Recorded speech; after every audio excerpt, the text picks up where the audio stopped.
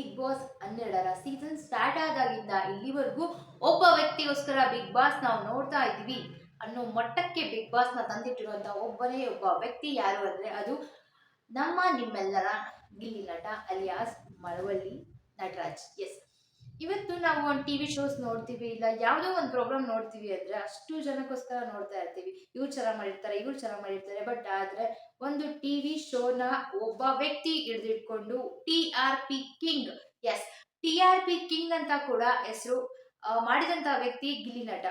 ಅವರು ಎಷ್ಟು ಹೊಗಳಿಕೆಗೆ ಪಾತ್ರ ಆಗ್ತಾರೆ ಅಂದ್ರೆ ಅವ್ರು ಮಾಡುವಂತಹ ಪ್ರತಿಯೊಂದು ಕೆಲಸನೂ ಕೂಡ ಹೊರಗಡೆ ಇರುವ ಜನಕ್ಕೆ ಅಷ್ಟು ಮೆಚ್ಚುಗೆ ಆಗ್ತಾ ಹೋಗುತ್ತೆ.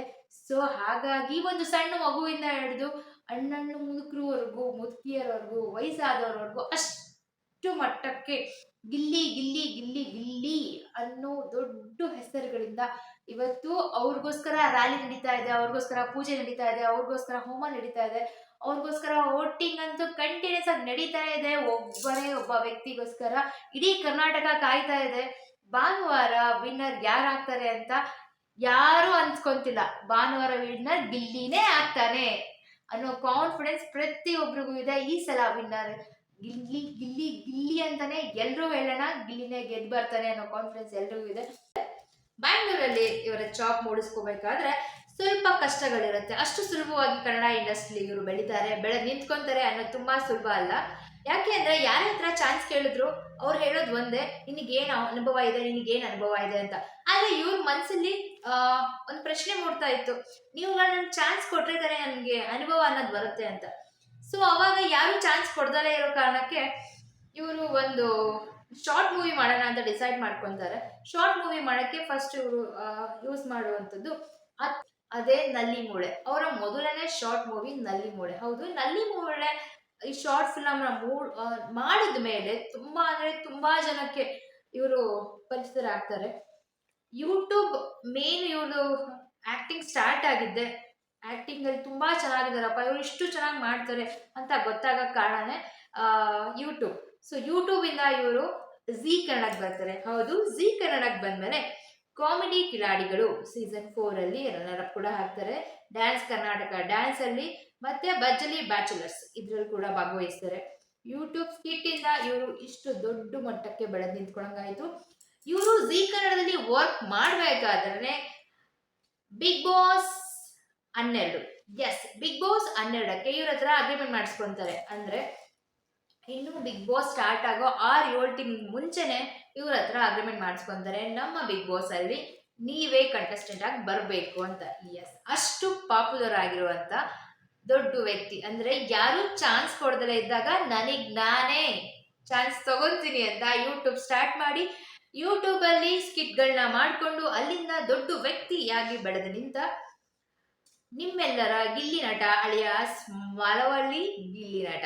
ಗಿಲ್ಲಿ ನಟ ಇವರ ಜರ್ನಿ ಅಷ್ಟು ಸುಲಭವಾಗಿರಲಿಲ್ಲ. ಹೌದು, ಪ್ರತಿಯೊಬ್ಬ ಮನುಷ್ಯನು ದೊಡ್ಡ ಮಟ್ಟಕ್ಕೆ ಬೆಳೆದು ನಿಂತ್ಕೊಳ್ಳೋಕ್ಕಿಂತ ಮುಂಚೆ ಅವ್ರ ಜರ್ನಿ ಅಷ್ಟು ಸುಲಭವಾಗಿರಲ್ಲ, ತುಂಬಾ ಕಷ್ಟವಾಗಿರುತ್ತೆ. ಸೊ ಅದೇ ತರ ಗಿಲ್ಲಿ ನಟ ಕೂಡ ಮನೆ ಬಿಟ್ಟು ಬಂದಾಗ ಅವ್ರ ಜರ್ನಿ ತುಂಬಾ ಕಷ್ಟ ಆಗಿತ್ತು. ಯಾಕೆಂದ್ರೆ ಯಾರು ಮನೆಯಿಂದ ಆಚೆ ಹಾಕಿರ್ಲಿಲ್ಲ, ನೀನು ಹೋಗಿ ಏನಾದ್ರೂ ಸಾಧಿಸು ಅಂತ. ಯಾಕೆಂದ್ರೆ ಇವ್ರು ITI ಮುಗಿಸಿದ್ರು. ITI ಮುಗಿಸಿದಾಗ ಲೈಕ್ ಅವರಪ್ಪ ಒಬ್ಬರು ಮಾಡಿ ಕೆಲಸ ಕೊಡಿಸ್ಬಿಡ್ತಾರೆ ಅನ್ನೋ ಒಂದು ಕಾರಣಕ್ಕೆ ಅವತ್ತು ಊರ್ ಬಿಟ್ಟು ಬ್ಯಾಂಗ್ಳೂರಿಗೆ ಬರ್ತಾರೆ. ಬ್ಯಾಂಗ್ಳೂರಲ್ಲಿ ನಾನಾ ತರ ಒಂದು ತುತ್ತು ಅನ್ನ ಕೂಡ ತುಂಬಾ ಕಷ್ಟಪಡ್ತಾರೆ, ಮನೆ ಬಾಡಿಗೆ ಕೂಡ ತುಂಬಾ ಕಷ್ಟಪಡ್ತಾರೆ. ಸೊ ಅಲ್ಲಿ ಸೆಟ್ ಬಾಯ್ ಆಗಿ ಕೆಲಸ ಮಾಡಿ ಅಲ್ಲಿ ಯಾರು ಸಹಾಯ ತಗೊಂಡು, ಬ್ಯಾಂಕ್ ಅಕೌಂಟ್ ಕೂಡ ಇರಲ್ಲ ಅವ್ರ ಹತ್ರ, ಬ್ಯಾಂಕ್ ಅಕೌಂಟ್ ನ ಮಾಡಿಸಿ ಅಲ್ಲಿಂದ ಇವರು ಜೀವನ ತುಂಬಾ ಅಂದ್ರೆ ತುಂಬಾ ಚೆನ್ನಾಗಾಗುತ್ತೆ. ಒಬ್ಬ ಸೆಟ್ ಬಾಯ್ ಆಗಿದ್ದ ವ್ಯಕ್ತಿ ಇವತ್ತು ಕರ್ನಾಟಕದ ಮೂಲೆ ಮೂಲೆಯಲ್ಲೂ ಸಣ್ಣ ವ್ಯಕ್ತಿಯಿಂದ ಹಿಡಿದು ತುಂಬಾ ದೊಡ್ಡ ವ್ಯಕ್ತಿವರೆಗೂ ಅವರು ಎಂತ ಸ್ಟೇಟಸ್ ಅಲ್ಲೇ ಇರ್ಬೋದು, ಗಿಲ್ಲಿ ನಟ ಅಂದ್ರೆ ಗೊತ್ತಿಲ್ದಿರೋ ವ್ಯಕ್ತಿ ಯಾರು ಇಲ್ಲ ಈ ಪ್ರಪಂಚದಲ್ಲೇ ಅಂತ ಹೇಳ್ಬೋದು. ನಮಗೆ ಗೊತ್ತಿಲ್ಲ, ಅಷ್ಟು ದೊಡ್ಡ ಮಟ್ಟಕ್ಕೆ ಇವತ್ತು ಗಿಲ್ಲಿ ನಟ ಬೆಳೆದು ನಿಂತಿದ್ದಾರೆ. ಅವರ ಜರ್ನಿಯಲ್ಲಿ ಕಷ್ಟಗಳು ಎಷ್ಟೇ ಇರಲಿ, ಬಟ್ ಆದ್ರೆ ಅವ್ರು ಯಾವತ್ತು ಎಂತ ಸಂದರ್ಭ ಬಂದ್ರು ಬಿಗ್ ಬಾಸ್ 12ರಲ್ಲಿ ಒಂದೇ ಒಂದು ಸಲ ಕೂಡ ನಾನು ಇಷ್ಟು ಕಷ್ಟಪಟ್ಟು ಬಂದಿದ್ದೀನಿ, ನಾನು ಹಂಗ್ ಬಂದಿದ್ದೀನಿ, ನಾನು ಹಿಂಗ್ ಬಂದಿದ್ದೀನಿ, ಒಂದು ಸಲ ಕೂಡ ಯಾರ ಹತ್ರನೂ ಬಾಯ್ ಬಿಟ್ಟೇ ಇಲ್ಲ. ಅಷ್ಟು ದೊಡ್ಡ ಮಟ್ಟದಲ್ಲಿ ಅವರ ಆಟನ ಅವರು ಹಾಡ್ಕೊಂಡ್ ಬಂದಿದ್ದಾರೆ. ಅಷ್ಟೇ ಅಲ್ಲ, ಸೀಸನ್ 12 ಅನ್ನೋದು ಕಂಪ್ಲೀಟ್ ಆಗಿ ಗಿಲ್ಲಿ ನಟ ಒಬ್ಬನಿಂದ ಮಾತ್ರ ಒನ್ ಮ್ಯಾನ್ ಶೋ.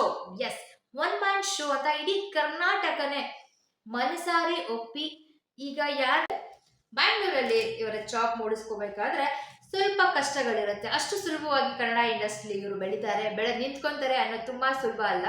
ಯಾಕೆ ಅಂದ್ರೆ ಯಾರ ಹತ್ರ ಚಾನ್ಸ್ ಕೇಳಿದ್ರು ಅವ್ರು ಹೇಳೋದು ಒಂದೇ, ನಿನಗೇನು ಅನುಭವ ಇದೆ, ನಿನಗೇನು ಅನುಭವ ಇದೆ ಅಂತ.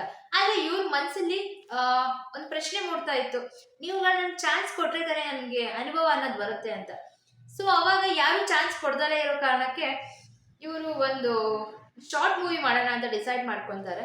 ಶಾರ್ಟ್ ಮೂವಿ ಮಾಡಕ್ಕೆ ಫಸ್ಟ್ ಇವರು ಯೂಸ್ ಮಾಡುವಂಥದ್ದು ಅದೇ ನಲ್ಲಿ ಮೂಳೆ. ಅವರ ಮೊದಲನೇ ಶಾರ್ಟ್ ಮೂವಿ ನಲ್ಲಿ ಮೂಳೆ. ಹೌದು, ನಲ್ಲಿ ಮೂಳೆ ಈ ಶಾರ್ಟ್ ಫಿಲಮ್ ಮಾಡಿದ ಮೇಲೆ ತುಂಬಾ ಅಂದ್ರೆ ತುಂಬಾ ಜನಕ್ಕೆ ಇವರು ಪರಿಚಿತರ ಆಗ್ತಾರೆ.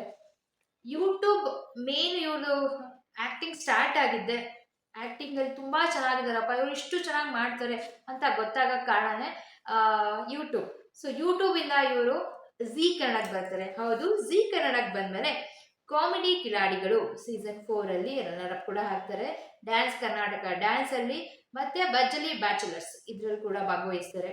ಯೂಟ್ಯೂಬ್ ಸ್ಕಿಟ್ ಇಂದ ಇವರು ಇಷ್ಟು ದೊಡ್ಡ ಮಟ್ಟಕ್ಕೆ ಬೆಳೆದು ನಿಂತ್ಕೊಳಂಗಾಯ್ತು.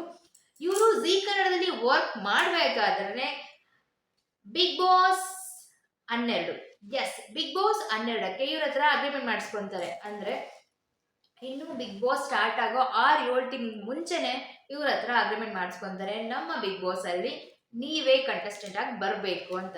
ಎಸ್, ಅಷ್ಟು ಪಾಪ್ಯುಲರ್ ಆಗಿರುವಂತ ದೊಡ್ಡ ವ್ಯಕ್ತಿ. ಅಂದ್ರೆ ಯಾರು ಚಾನ್ಸ್ ಕೊಡದಲೇ ಇದ್ದಾಗ ನನಗ್ ನಾನೇ ಚಾನ್ಸ್ ತಗೊಂತೀನಿ ಅಂತ ಯೂಟ್ಯೂಬ್ ಸ್ಟಾರ್ಟ್ ಮಾಡಿ ಯೂಟ್ಯೂಬ್ ಅಲ್ಲಿ ಸ್ಕಿಟ್ಗಳನ್ನ ಮಾಡಿಕೊಂಡು ಅಲ್ಲಿಂದ ದೊಡ್ಡ ವ್ಯಕ್ತಿಯಾಗಿ ಬೆಳೆದು ನಿಂತ ನಿಮ್ಮೆಲ್ಲರ ಗಿಲ್ಲಿ ನಟ ಅಲಿಯಾಸ್ ಮಲವಳ್ಳಿ ಗಿಲ್ಲಿ ನಟ.